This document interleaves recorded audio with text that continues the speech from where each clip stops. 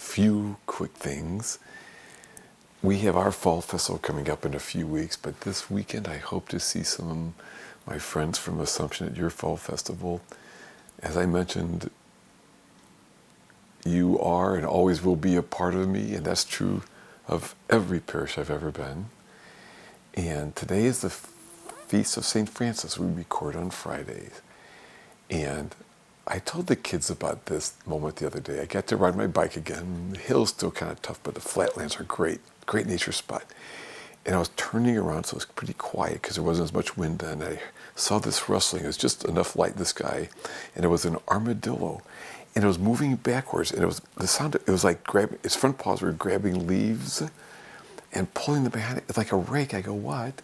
And then it kind of shoved them into this little area. Then it went underneath it. It was like pulling on the blankets over its burrow to take a nap. And I just thought, oh my gosh, I so love creation. St. Francis has long been my hero. He helped me believe that living the way of Jesus could bring joy, is the way to joy.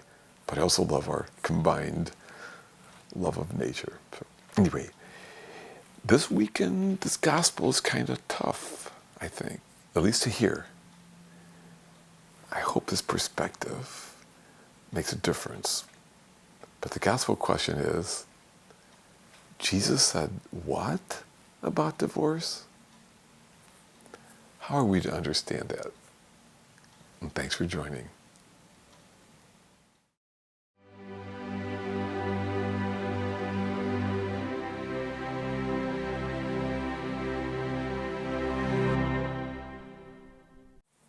Children have some interesting perspectives on the vocation of marriage.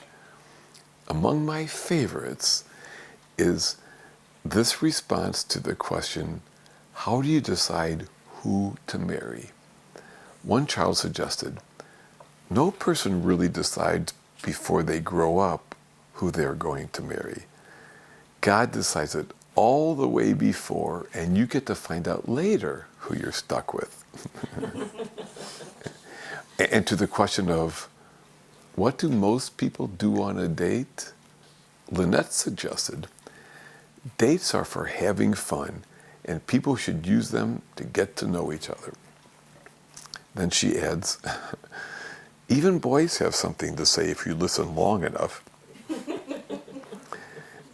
And to the question, and I love this, how can a stranger tell if two people are married? Derek, age 8, offers this gem. You might have to guess based on whether or not they seem to be yelling at the same kids.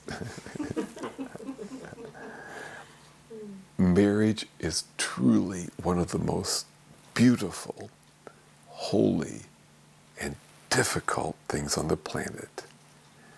Now, it is important to remember whenever we talk about marriage that many good and holy and wonderful people do not get married for a variety of different reasons, right? But when people do get married, the words they use are phenomenal. I promise to be true to you in good times and in bad, in sickness and in health, to love you and honor you all the days of my life. I simply cannot imagine saying more beautiful words or hearing more beautiful words. To love you and to honor you all the days of my life. Yet many do not get to the all the days of my life part. Sometimes it's because of death. Sometimes it's because of separation or divorce. And the words from Jesus today about that are hard to hear, I think, huh? Jesus tells his listeners that they are not to divorce, and even compares divorce to adultery. I think it stings to hear that if you've been through divorce, or are going through divorce, or if your parents have divorced, or your kids have. So how do we understand the words of Jesus today?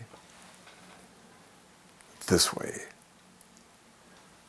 Jesus as the most enlightened, holy, profoundly wise figure ever, saw that incredible, true, tremendous, profound oneness of all peoples. Each of us with each other, each of us with creation, each of us with God. And for Jesus, every marriage was an expression of that profound unity. And a unity that means that whatever our relationship status, right, including divorced and remarried, we are all still one. And that's why Jesus says that on one level, at least, divorce is an impossibility. Now note, Jesus here is not talking about legal divorce. We've come to understand that sometimes divorce is what needs to be, right? I mean, no one, for example, is meant to stay in an abusive situations. And sometimes the best way to love someone, the best way to love our God, ourselves, and the world is to move out or to move on. Jesus is saying that even legally divorced, two people are still connected. And if you are remarried, that you are one with your new spouse, but you are not completely separated from your former spouse on some level. What God has joined, which is all of us, what is fundamentally one, we can't divide. This is true of marriage, of friendship, and of all relationships. All human beings are one. And the worldview of Jesus, we cannot marry someone and then after legal divorce, hate them, wish ill of them, badmouth them. I mean, in short, we've got to treat them with dignity, right?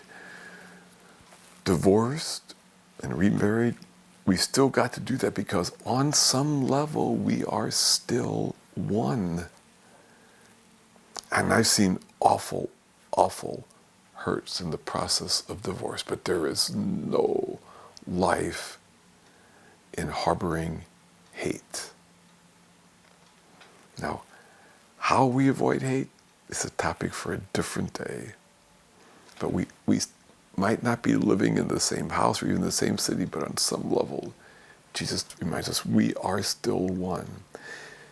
And this, of course, is true of all relationships, right? Our friendships, our communities, all this broken yet beautiful human family of which we're each a part.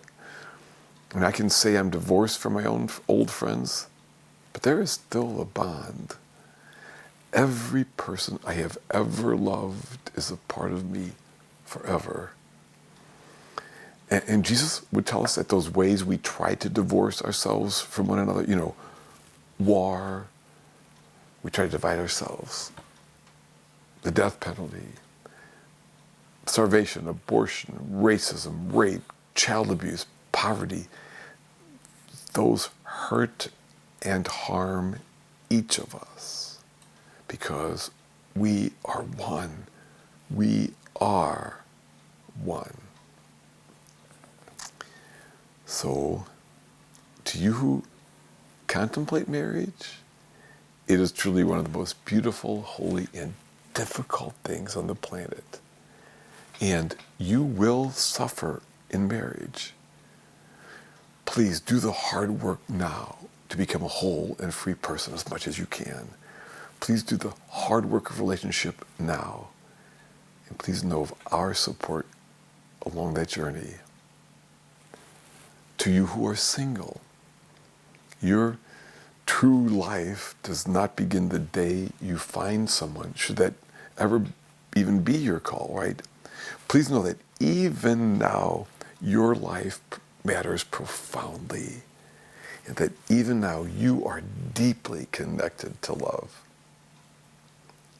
To you who are married or remarried, you have our prayers in support for this crucial difficult calling. It's sometimes harder than you thought it would be, isn't it? There is support and coaching available along the way. And thank you for all the ways you choose to love in good times and in bad, in sickness and in health. I mean, no one does it perfectly, but it's worth it to give our best for that, huh? And to you who are widowed, we stand with you in your whatever heartache or other mixture of emotions you might know. Please know that you're not a fifth wheel at any event. You are just as much a part of us without a spouse as you were with one. And to you who are divorced, divorcing, or separated, please know that you are precious of God, a beloved person with great dignity, just as you are, and that we welcome, love, and honor you here. To everyone, we are united. We are one. No matter where we live, whatever our marital status, our joys and struggles and temperaments and history, we are one. Yeah, I chuckled at that kid's response to the question, how do you decide who to marry? God decides it all the way before, and you get to find out later who you're stuck with. There's probably a better way to say it, of course. But there's a profound truth here that each of us happily are stuck with one another. And with all of God's creation, all of God's children, forever. We are indeed one.